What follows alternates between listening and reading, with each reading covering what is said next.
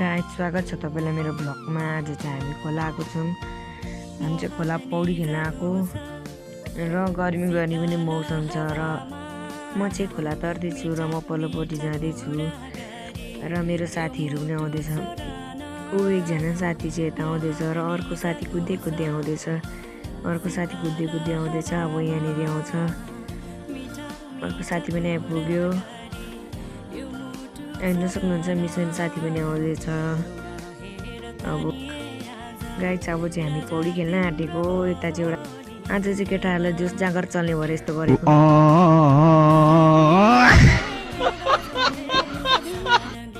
हामी चाहिँ खोला किन आएको भने यसले गर्मी मौसम छ र लास्टै गर्मी पनि हुन्छ र साथीहरूसँग प्लान बनाएर आएको। गाइस हामी चाहिँ किन खोला आएको भने अहिले गर्मी मौसम छ। पर दाइले बोलाउनु हुँदै थियो। हेर्न सक्नुहुन्छ यो भ्यू चाहिँ यस्तो छ। खासै राम्रो पनि छैन र हामी पौडी खेल्नतर्फ लाग्दैछौँ। हामी चाहिँ खेल्न गयौँ र म पनि जान आँटेको छु। खोलाको पानी चाहिँ यस्तो छ हेर्न सक्नुहुन्छ।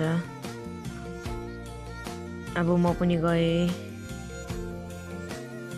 अब म आएँ। हेर्न सक्नुहुन्छ। अब हामी चाहिँ पौडी खेल्न आँटिसकेका छौँ। अब हामी पौडी खेल्नतर्फ लाग्यौँ। हेर्नु साथीहरू चाहिँ यस्तो चञ्चले छ। अगाडिमा हामी मभन्दा अगाडि खेल्न गयो।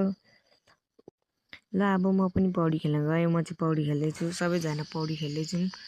मजा आइरहेछ। केटाहरू चाहिँ गाइस म नि पौडी खेल्न गएँ। हेर्न सक्नुहुन्छ।